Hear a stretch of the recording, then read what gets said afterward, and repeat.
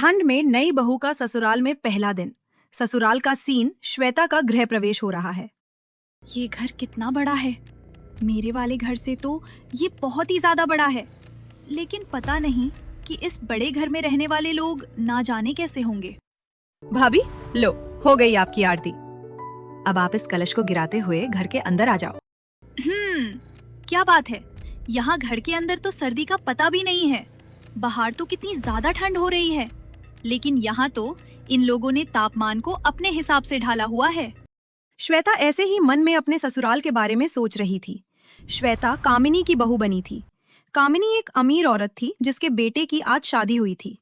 कामिनी अपनी बहू को गरीब घर से लेकर आई थी और श्वेता अपने अमीर परिवार को देखकर खुश भी थी और घबराई हुई भी थी। श्वेता ने अच्छे से अपने गृह प्रवेश की रस्म को पूरा किया और अंदर आने के बाद, नमस्ते माँ, नमस्ते पापा। नमस्ते, नमस्ते बेटा, नमस्ते। बहू, बस इसी चीज में तुझे हमारे साथ मेहनत करनी है कि तू सभी के पांव छुए और सभी का आदर करे, क्योंकि कुछ और तो हम तुझसे करवाएंगे नहीं। क्या मतलब बाबा? मतलब ये है कि चल, तुझे तेरी सास बताएगी। बहू मतलब ये है कि हम अपने घर बहुरानी लेकर आए हैं, जिसको हम रानी ही बनाकर रखेंगे। तुझसे कभी कोई काम नहीं करवाएंगे। तुझे सभी की पलकों पर बैठा कर रखेंगे और तू बहुत ही ज्यादा खुश रहेगी। ये मतलब है हम लोगों का। जी, यहाँ तो सभी लोग मुझे काफी ठीक लग रहे हैं। मुझे नहीं लगता है कि ये बाकी अमीरों की तरह है, जो अपनी अमीरी में चूर होते हैं, किसी गरीब को अपने से कम समझते हैं और उनके अंदर झूठी शान के सिवा दिखाने को कुछ नहीं होता। हर इंसान एक जैसा नहीं होता है। ये लोग अलग हैं, बाकियों से काफी अलग। अरे भाभी, क्या सोच रही हो? कुछ नहीं देवर जी, बस अपनी खुशनसीबी पर खुश हो रही थी। सच में आप लोग बड़े ही अच्छे हैं। वो तो है बहू, हर कोई यही बोलता है। अच्छा, अब काफी देर हो रही है, तो अब तू जाकर आराम कर ले। कल को फिर बाकी की बची हुई रस्में भी करनी है ना। चल चल। कामिनी की बात को सुनकर श्वेता मोहित के साथ अपने कमरे में चली गई और, मोहित जी, आपके घर में सभी लोग कितने ज्यादा अच्छे हैं। सच में मैंने तो सोचा भी नहीं था कि सभी इतने अच्छे होंगे। हमारे घर में सभी लोग ऐसे ही हैं, और देखना, सभी तुम्हें कितना ज्यादा प्यार भी देंगे। तुम भूल जाओगी कि तुम अपना मायका छोड़कर आई हो। अब सो जाओ, बहुत देर हो गई है। मोहित की बात को सुनकर श्वेता आराम करने को लेट गई। अभी तक सभी कुछ ठीक चल रहा था। सीन, रात के 2 बजे तक श्वेता सोई और सुबह के 5 बजे कामिनी ने आकर श्वेता के कमरे के दरवाजा बजाना शुरू कर दिया। अरे कौन है? अभी तो सुबह के 5 ही बज रहे हैं। मोहित, दरवाजा खोल। बहू उठी कि नहीं अभी? हाँ माँ जी, उठ गई। इतनी सुबह सुबह माँ जी क्यों जगा रही है? सर्दी है, गर्मी भी नहीं है, अभी तो रात ही हो रही है। हाँ माँ, बोलो। तू उठा है? मैं तो बहू को जगा रही थी। तू क्यों उठा? हाँ माँ, उठ गई है आपकी बहू भी। उसको जगाकर क्या कहना है आपको? बहू को जगा रही हूँ तो बहू को ही बताऊंगी। हाँ माँ, बोलो, मैं आ गई हूँ। तुझे वक्त नहीं दिखाई दे रहा है? सुबह के 5 बज गए हैं। अब क्या 10 घंटे और सोना है तुझे? चल जल्दी से नहा धोकर नीचे आ, बहुत काम पड़ा हुआ है। जी माँ जी। ये माँ जी को अचानक से क्या हो गया है? कल तक तो बड़ी ही मीठी वाणी बोल रही थी, आज क्या इनके मुंह में कड़वा करेला घुस गया है? खैर जो भी हो, पता नहीं क्यों इतनी जल्दी मचा रही है। मुझे नहा लेना चाहिए। कामिनी का बिल्कुल रूप ही बदल गया था। उसका ये नया रूप श्वेता को काफी ज्यादा अजीब तो लगा था, लेकिन उसने कोई खास उस पर ध्यान नहीं दिया और वो नहाने के लिए आ गई। लेकिन जैसे ही उसने टंकी को खोला तो पानी एकदम ओले जैसा ठंडा आ रहा था। हे भगवान, ये पानी है या बर्फ घुले हुए ओले? कितना ठंडा है। यहाँ क्या गीजर लगा हुआ नहीं है? श्वेता ने काफी देखा, लेकिन उसको गर्म पानी का सिस्टम कहीं भी दिखाई नहीं दिया। उसको देखने के बाद श्वेता ने सोचा, पता नहीं यहाँ लोग गर्म पानी इस्तेमाल करते भी है या नहीं। अब तो ऐसे ही नहा लेती हूँ। श्वेता ने सर्दी को एक तरफ को रखा और वो ठंडे पानी से ही जल्दी से नहा ली। ठंडे पानी से नहाकर बिना बाल सुखाए श्वेता सीधा नीचे अपनी सास के पास गई, जहाँ, नमस्ते माँ जी। 5:30? पूरे 5:30 बज गए हैं और अब मेरी बहू आकर हम लोगों को नमस्ते बोल रही है, जो काम इसको आधे घंटे पहले कर देना चाहिए था। आज इसका ससुराल का पहला दिन है और आज ही लेट। कामिनी की बात को सुनकर श्वेता बस चुप रही और अब खड़े खड़े मेरा मुंह क्या देख रही है? कभी देखा नहीं है क्या मुझे तूने? बोल। चल, पहले ही काफी देर हो गई है, तू जाकर अब बर्तन धो। रात के कितने सारे बर्तन हैं, जा उन्हें साफ कर, तब तू मेरे पास आना कोई दूसरा काम पूछने। कामिनी की बात पर श्वेता ने बस गर्दन हिलाई और वो बर्तन धोने को आ गई। सर्दी में श्वेता ठंडे पानी से नहाई थी। उसके बाल भी अभी गीले गीले ही थे कि उसे ठंडे पानी से ही बर्तन भी धोने का काम मिल गया। और कितनी सर्दी लग रही है। पानी एकदम ओले की तरह ठंडा निकल रहा है टंकी से। पता नहीं भगवान, कहीं मैं ये सारे काम करके बीमार ना हो जाऊं। कल तक तो बड़ी बड़ी बातें कर रहे थे कि बहू से कोई काम नहीं करवाएंगे और बहू ये है बहू वो है। अब आज क्या हो गया है माँ जी को? आज तो इन्होंने अपना रूप ही बदल दिया है। लेकिन चलो कोई नहीं, ससुराल में आने पर कम से कम किसी ने मुझसे बुरा बर्ताव नहीं किया। मेरे लिए तो बस इतना काफी है।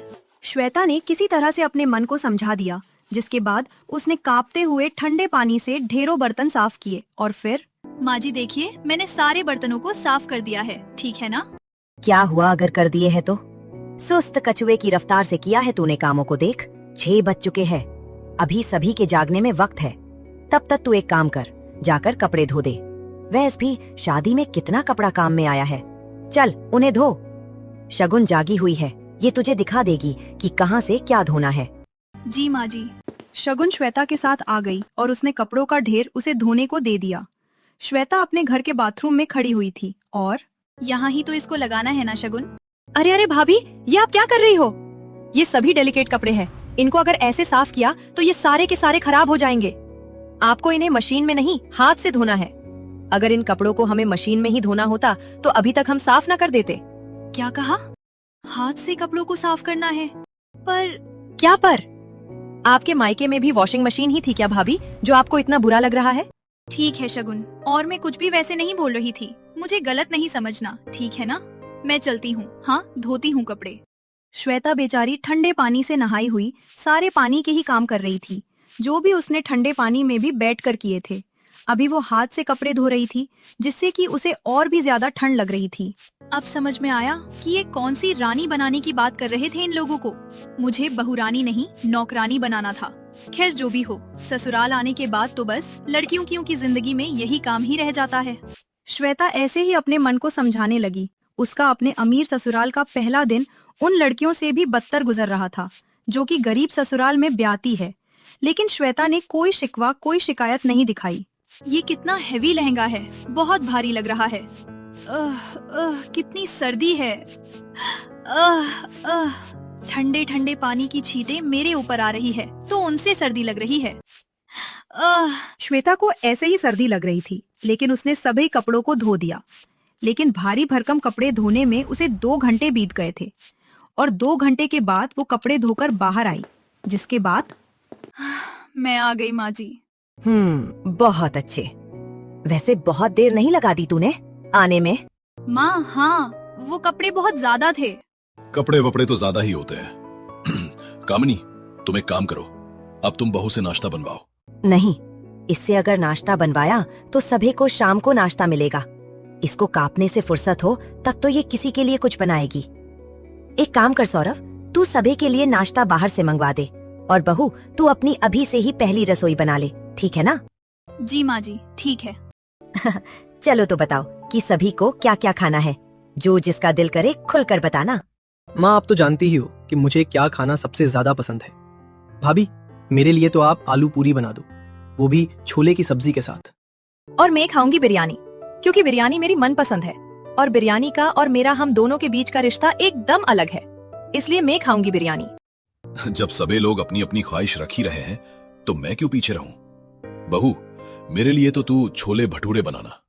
मैं खाऊंगा स्वीट डिश, मेरे लिए श्वेता शाही टुकड़ा बनाना। और अब बस आखिरी मैं ही रह गई हूँ जिसको अपनी फरमाइश बतानी है।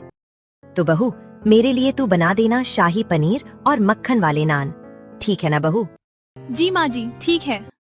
ये लोग तो ऐसे फरमाइश रख दिए हैं जैसे कि मैं कोई 5 स्टार होटल की शेफ हूँ। अब क्या करूँ? सब कुछ थोड़ा थोड़ा बनाना तो आता है, अब कोशिश ही कर सकती हूँ। चलो वैसे अब खाना बनाने में कुछ देर आग सेकने को तो मिलेगा। श्वेता ऐसे ही डरते डरते अपने घर की रसोई की तरफ को जाने लगी कि तभी उसे शगुन ने रोका। भाभी, रुको, कहाँ जा रही हो? कहीं नहीं, मैं तो रसोई में ही जा रही हूँ। आपने हमसे तो पूछा ही नहीं कि आपको कहाँ जाना है खाना बनाने को। शगुन की बात को सुनकर श्वेता रुक गई और क्या बात है? तुझे खाना रसोई में गैस चूल्हे पर नहीं, तुझे खाना आज बाहर मिट्टी के चूल्हे पर बनाना है। कामिनी की बात को सुनकर श्वेता की हवा उड़ गई। क्या कहा माँ जी? खाना गैस चूल्हे पर नहीं, मिट्टी के चूल्हे पर बनेगा? हाँ, मिट्टी के चूल्हे पर बनेगा, समझ आया? चौंक कर तो ऐसे दिखा रही है कि जैसे कभी तूने खाना बनाया ना हो मिट्टी के चूल्हे पर। चुपचाप जा और मिट्टी के चूल्हे पर खाना बना। ठीक है माँ जी। शगुन, मुझे बताओ कि कहाँ जाना है? मिट्टी का चूल्हा कहाँ है? मिट्टी का चूल्हा तो बाहर गार्डन में है भाभी। शगुन की बात को सुनकर श्वेता को ठंड की वजह से काफी अजीब लगा, लेकिन वो किसी से कुछ नहीं बोली और बाहर गार्डन में सभी की पसंद का खाना बनाने को आ गई। सभी तरफ सर्दी की वजह से बेहद ही कोहरा हो रहा था। कोहरे की वजह से कुछ खास दिखाई नहीं दे रहा था और काफी ज्यादा ओस भी थी, जिसको देखने के बाद श्वेता को काफी ठंड लगने लगी। यहाँ खाना बनाना है? हे भगवान, बड़ी ठंड है। हाँ, सर्दी तो हो ही रही है भाभी। चलो अब आप खाना बना लो, मैं जाती हूँ। श्वेता को अकेला छोड़कर शगुन अंदर चली गई और अब श्वेता को खाना बनाना था।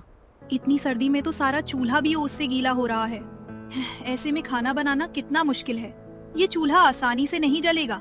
नई बहू से ससुराल के पहले दिन में ही क्या इतना काम करवाते हैं? मेरे ससुराल वालों को तो शायद समझ ही नहीं है कि नई बहू से कैसे पेश आया जाता है। श्वेता को गुस्सा तो आ रहा था, लेकिन वो अकेले में बस खुद से ही बोलकर अपना गुस्सा निकाल रही थी। बड़ी मुश्किल से काफी कोशिश के बाद श्वेता का चूल्हा जल पाया, जिसके बाद भगवान जी का शुक्र है कि ये चूल्हा जल गया, नहीं तो मुझे लग रहा था कि आज मैं खाना ही नहीं बना पाऊंगी। लेकिन अभी भी ये ज्यादा तेज नहीं जल रहा है। कोई नहीं, इसी पर बनाती हूँ। पहले क्या बनाऊं? पहले मीठा बना देती हूँ। वैसे भी अगर मीठा गरम खाओ तो अच्छा नहीं लगता है, तो हम मीठे को ठंडा करके खाएंगे। श्वेता ऐसे ही हिसाब से खाना बनाने लगी। पहले उसने मीठा बनाया, जिसके बाद उसने खाना बनाना शुरू किया और अरे नहीं, ये चूल्हा सर्दी की वजह से इतना कम कम जल रहा है कि ये तेल ठीक से गर्म ही नहीं हो रहा है। जल्दी से ये गर्म हो तो मैं पूरी और भटूरे तलने की तैयारी करूं। श्वेता ने कैसे कैसे करके खाना बनाया, जिसके बाद सभी के लिए उसने खाना लगाया और ये खाना वैसे तो ठीक लग रहा है, लेकिन बनाने में कुछ ज्यादा देर नहीं लगा दी है बहू तूने? हाँ माँ जी, वो बहुत ज्यादा सर्दी है ना, तो चूल्हा ठीक से जल नहीं रहा था, जिसकी वजह से मुझे देर लग गई। काम करने में तू स्लो है तो इस बात का इल्जाम तू बेकार में चूल्हे और मौसम को नहीं लगा, समझ आया? कोई बात नहीं है माँ, अगर देर हो भी रही है तो उसने सर्दी में सभी के लिए खाना भी तो बनाया है ही ना। भैया, ज्यादा भाभी की साइड नहीं लो, नहीं तो भाभी चढ़ जाएंगी। आपको भाभी की तरफदारी नहीं करनी चाहिए, बल्कि माँ बाबा का साथ देना चाहिए, समझ आया नहीं? तो आजकल की लड़कियां बड़ी तेज हैं, जरा सी उनकी साइड लो और वो हवाओं में उड़ने लगती हैं। सौरभ की बात को सुनकर मोहित चुप हो गया और सभी ने उसके बाद खाना खाया। खाने के बाद भी श्वेता को कोई शगुन नहीं मिला और सभी बिना तारीफ किए ही उठ गए। ये बात श्वेता को काफी अजीब लगी, लेकिन फिर भी वो बस चुप ही रही। ऐसे ही कुछ देर के बाद सभी ने खाना खा लिया और अब श्वेता भी कुछ देर को दम ले रही थी कि तभी यहाँ ऐसे क्यों बैठी हुई है? देख खाने के बाद कितने बर्तन इकट्ठा हो गए हैं, जाकर उनको साफ कर। जी माँ जी, इसको क्या पलकों पर बैठाना कहते हैं? जो भी है, अब काम तो करना ही पड़ेगा। श्वेता ने फिर से सर्दी में ढेरों बर्तन साफ किए, जिसके बाद उसने हाथ से ही पोछा भी लगाया और कुछ इस तरह से उसका ससुराल का पहला दिन गुजरा। रात को वो बिल्कुल थकी हुई सी अपने कमरे में गई और बेड पर लेटते ही उसको नींद आ गई। दो ऐसे ही सिलसिला जारी था।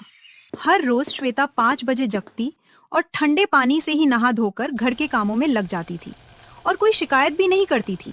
लेकिन अब घर वालों ने उससे घर के कामों के साथ साथ बाहर के कामों को भी करने को सौंप दिया था।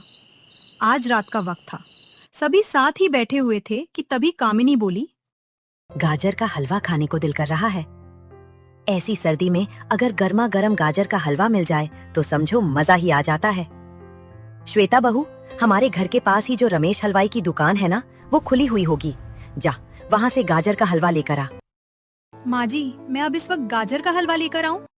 हाँ तो क्या दिक्कत है, जाती नहीं है क्या लड़कियां? और तू तो इस घर की बहू है, तेरा फर्ज बनता है अपनी सास का ख्याल रखना। क्यों शगुन? हाँ माँ, बिल्कुल भाभी को भी रात को निकलकर काम करने आने चाहिए। अगर कभी वक्त बेवक्त उनको जाना पड़ गया तो भाभी जाओ लेकर आओ। सभी घर वालों ने श्वेता का पीछा घेर लिया, जिसके बाद वो किसी से कुछ नहीं बोल पाई और उसने रात को अकेले गाजर का हलवा लाने को भी मन बना लिया। कितनी सर्दी हो रही है। बहुत ज्यादा सर्दी लग रही है। मेरे परिवार वालों को तो मेरी कोई चिंता ही नहीं है। रमेश हलवाई इसी दुकान के बारे में बोला था माँ जी ने। अंकल जी, अरे हलवाई अंकल जी। हाँ बोलो बिटिया, क्या देना है? चमचम, रसगुल्ला, गुलाब जामुन या रसमलाई, सब है यहाँ। जी नहीं, इनमें से तो कुछ नहीं चाहिए। आप मुझे एक काम कीजिए, 1 किलो गाजर का हलवा दे दीजिए। देता हूँ, ये लो।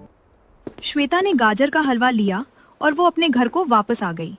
घर में हलवा जाते ही सभी ने कटोरी भर भर कर हलवा ले लिया और श्वेता के लिए बस जरा सा हलवा बच पाया, जिसको खाकर भी उसने मुंह नहीं बनाया। अब लगातार ऐसे ही सिलसिला जारी था। श्वेता से घर बाहर अच्छे बुरे सभी तरह के काम उसके ससुराल वाले करवाते थे, लेकिन वो किसी से कुछ नहीं बोलती थी। ऐसे ही सिलसिला चल रहा था और आज के दिन श्वेता बहुत ही ज्यादा थक कर सोई। अभी सुबह के 10 बज चुके थे, लेकिन वो जागी नहीं। लगभग 10:30 बजे उसकी आंख खुली और अच्छी नींद आई। हे भगवान, ये क्या? कहीं मैं कोई सपना तो नहीं देख रही हूँ। 10:30, अभी 10:30 बज चुके हैं। आज तो मैंने उठने में बहुत ही ज्यादा देर कर दी। ये मैंने क्या कर दिया? अब क्या होगा? श्वेता ऐसे ही घबराने लगी और वो जल्दी से नहा धोकर जैसे ही कमरे से निकली तो उसे अपने पैरों में फूल बिछे हुए दिखाई दिए। ये क्या? ये फूल क्यों डाले हुए हैं? क्या कुछ हो रहा है आज? आज शायद घर में कुछ है और मैं अब सोकर उठी हूँ। आज तो मैं मर गई। श्वेता बेचारी डरते डरते सीढ़ियों से नीचे आई। जैसे ही वो हॉल में पहुंची, सभी लाइट बंद हो गई और बस एक लाइट श्वेता पर पड़ी। उसे कुछ समझ नहीं आ रहा था। कुछ ही देर के बाद उसके सभी ससुराल वाले आए। बहू, तू उठ गई? ये सब यहाँ क्या हो रहा है? मैं क्या करूं? माँ जी, मैं वो इतनी देर तक नहीं सोना चाहती थी। कोई बात नहीं है बहू, कोई बात नहीं है। तू डर नहीं, तेरी परीक्षा पूरी हुई। क्या कहा? परीक्षा? कैसी परीक्षा माँ? हम सभी तेरी परीक्षा ले रहे थे कि तू अच्छी बहू है या नहीं। हमारे घर में सभी आराम है, लेकिन तुझे हमने 1 हफ्ते तक कोई सुविधा ना देकर ये देखा कि तूने हमसे रिश्ता जोड़ा है या पैसे से। तुझसे काम करवाए और इससे हमने परखा कि तेरे अंदर सब्र और बर्दाश्त है कि नहीं। और सभी परीक्षा में तू खरी उतरी है, इसलिए ये ले, तू इसकी हकदार है। कामिनी ने ऐसे बोलकर श्वेता के सामने अपना खानदानी हीरे का हार रख दिया, जिसके बाद ये उस बहू को मिलता है जो सभी गुणों में अव्वल होती है, और वो बहू तू है बहू। मैंने सोचा था कि अगर तू एक अच्छी बहू नहीं बनी तो मैं ये अपनी दूसरी बहू को दूंगी जो सौरभ के साथ आएगी, लेकिन तूने खुद को साबित कर दिया। अब ये तेरा है। कामिनी की बात को सुनकर श्वेता को रोना आ गया। अब उसकी परीक्षा खत्म हो चुकी थी। उसने अपनी सास से हार लिया और वो बहुत खुश हुई।